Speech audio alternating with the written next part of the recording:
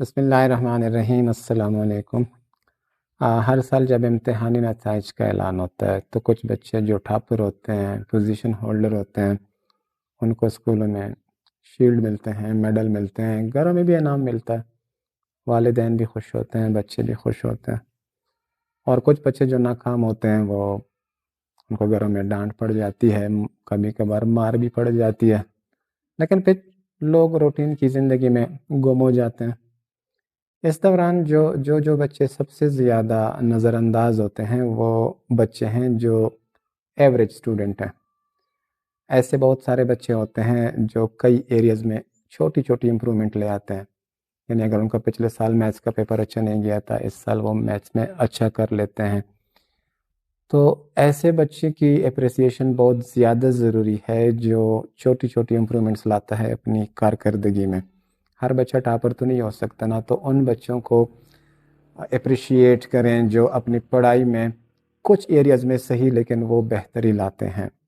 تو دوسرا یہ کہ بچوں پر کبھی پوزیشن کے لیے دباؤ نہ ڈالیں۔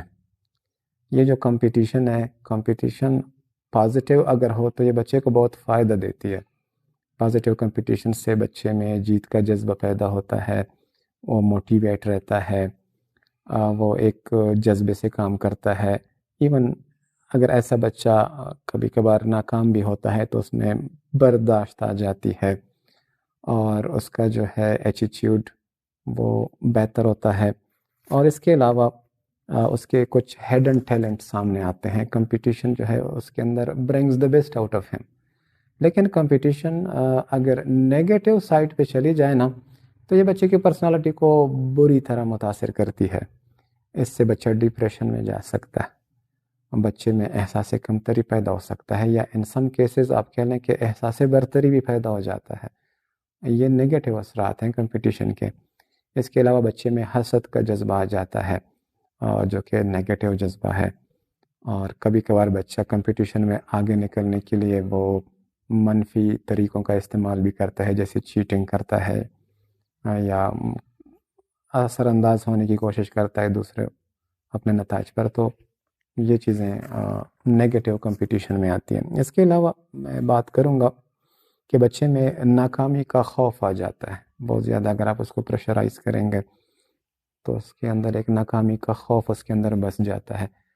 تو لہٰذا بچوں پر اس سلسلے میں کوئی دباؤ نہ ڈالیں، بچے کو نیچرلی گرو کرنے دیں، اس کو اپریشیٹ کرے جہاں وہ امپرومنٹ کر رہا ہے، جہاں وہ غلطی کر رہا ہے تو اس کے ساتھ بیٹھیں، اس کے ٹیچر کے ساتھ بیٹھیں، بات کریں کہ کہاں پہ مسئلہ ہے اور اس مسئلے کو ہم کس طرح بہتر کر سکتے ہیں۔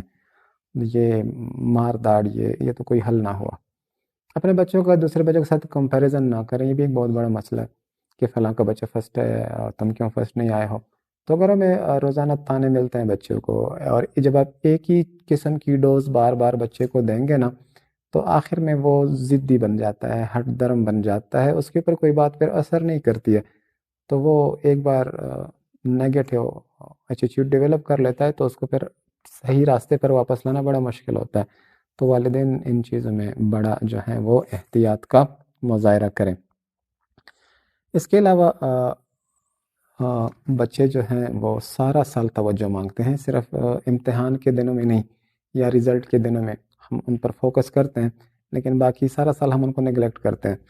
تو ضرورت ہے کہ آپ بچے کو متواتر توجہ دیں اور ان پر نظر رکھیں، ان کے کام کو دیکھیں، اور جہاں بہتری وہاں پہ اپریسیشن کریں، اور جہاں کوئی کمزوری ہو تو وہاں نشاندہی کر کے اس کے ساتھ مدد کریں۔